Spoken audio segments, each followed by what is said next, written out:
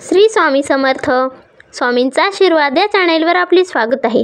स्वामी आपल्या सर्व चांगल्या इच्छा पूर्ण करोत ही स्वामींच्या चरणी प्रार्थना. तर बघा, आता लवकरच श्रावण महिन्याला सुरुवात होणार आहे. तर आषाढ महिन्यातील अमावस्या ही रविवारी या दिवशी आहे. तर सोमवारपासून आहे श्रावण महिन्याला सुरुवात. तर या श्रावण महिन्यामध्ये भगवान शिव यांची मनापासून सेवा आणि पूजा केली जाते. आणि त्याचबरोबर बघा, या श्रावण महिना हा भगवान शिव यांना अत्यंत प्रिय महिना मानला जातो. त्याचबरोबर बघा, या श्रावण महिन्यामध्ये विविध सेवा आणि उपाय केले जातात.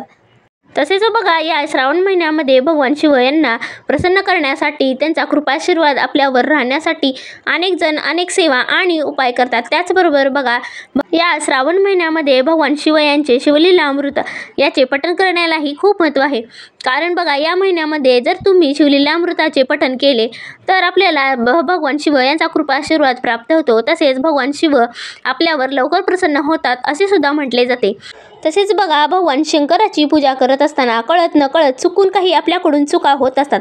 तर त्या कोणत्या चुका होऊ नयेत आणि त्याचबरोबर भगवान शंकराचा आपल्यावर कोप होऊ नये जर तुम्हाला असे वाटत असेल तर त्या कोणत्या गोष्टी आहेत त्या भगवान शंकरांना प्रिय नाहीत आणि त्या कोणत्या गोष्टी आपल्याला महादेवांना अर्पण करायच्या नाहीत हे आपण आजच्या व्हिडिओमध्ये पाहणार आहोत. तर व्हिडिओ नक्की शेवटपर्यंत पहा. तर बघा, हिंदू धर्मामध्ये श्रावण महिन्याला अत्यंत पवित्र मानले जाते.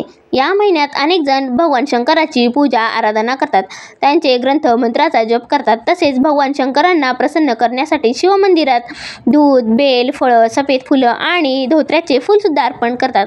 मात्र बघा, शंकराची पूजा करत असताना आपल्याला काही गोष्टी लक्षात घ्यायच्या आहेत. तर बघा, आपल्याला भगवान शिव यांच्या पूजेमध्ये कधीही हळद वापरायची नाही. तर आपल्या हिंदू धर्मात हळद अत्यंत शुद्ध आणि पवित्र मानली जाते. असे असूनही त्याचा उपयोग शिवपूजेत केला जात नाही. शास्त्रानुसार शिवलिंग हे पुरुषतत्वाचे प्रतीक आहे आणि हळदीचा संबंध स्त्रियाशी आहे. त्यामुळेच भोलेनाथाला हळद कधीही अर्पण केली जात नाही. त्याचबरोबर बघा, श्रावण महिन्यामध्ये शिवलिंगाची पूजा करत असताना किंवा भगवान शिव यांची पूजा करत असताना त्यामध्ये कधीही तुळस वापरू नये. कारण बघा, तुळशीचा जन्म तिच्या मागील जन्मी राक्षसी कुळात झाला होता. तिचे नाव वृंदा होते, जी भगवान विष्णू यांची परमभक्त होती. वृंदाचा विवाह राक्षस राजा जलंधराशी झाला होता. पत्नीच्या भक्तीमुळे आणि विष्णू कवचामुळे जलंधराला अमरत्वाचे वरदान लाभले. एकदा जलंधर देवताशी लढत असताना वृंदा पूजेला बसली आणि पतीच्या विजयासाठी विधी करू लागली. भक्तीच्या प्रभावामुळे जलंधर हरत नव्हता. तेव्हा भगवान शिवाने त्याचा वध केला. वृंदाला आपल्या पतीच्या निधनाने खूप दुःख झाले आणि तिने रागाने महादेवाला शाप दिला की तुळशी जल त्याच्या पूजेमध्ये कधीही वापरले जाणार नाही. म्हणूनच बघा, या भगवान शिव यांच्या पूजेमध्ये कधीही तुळशीपत्र वापरले जात नाही. आणि आपण या श्रावण महिन्यात महादेवांची पूजा करत असताना आपण हे कटाक्षाने पाळले पाहिजे. आणि त्याचबरोबर आवर्जून आपल्याला ही गोष्ट लक्षात ठेवायची आहे की भगवान शंकराच्या पूजेमध्ये कधीही आपल्याला तुळस वापरायची नाही. तसेच बघा, शिवलिंगाला शंखाने कधीही जल अर्पण केले जात नाही. शिवलिंगावर कधीही शंख घेऊन जल अर्पण करू नये.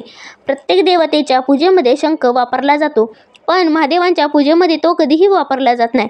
शिवपुराण शंखचूड आणि एक परमराक्षस होता, ज्याचा वध स्वतः भगवान शिवाने केला होता. म्हणूनच शंकराच्या पूजेच्या वेळी कधीही शंखाने पाणी घालू नये.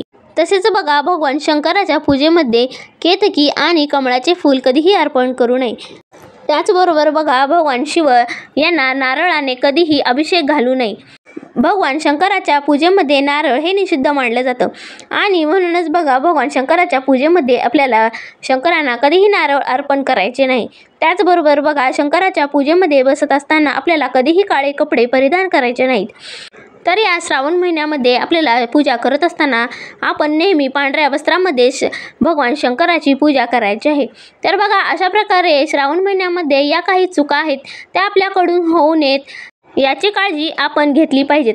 तसेच बघा, जर आपण चुकूनही काही चुका केल्या तर भगवान शंकर हे क्रोधित होऊ शकतात आणि आपण ज्या काही सेवा करणार आहोत त्या सेवेचे आपल्याला कधीही फळ मिळणार नाही. म्हणूनच बघा, आपण आजच्या व्हिडिओमध्ये पाहिल्याप्रमाणे ज्या काही चुका आहेत त्या लक्षात घेऊन आणि अवश्य आपण त्या टाळल्या पाहिजेत. तर बघा, अशा प्रकारे आपण आजच्या व्हिडिओमधील माहिती पाहिली. तर ती माहिती तुम्हाला कशी वाटली हे नक्की कमेंट करून सांगा व आपल्या स्वामींचा आशीर्वाद या चॅनेलला सबस्क्राईब करा. श्री स्वामी समर्थ.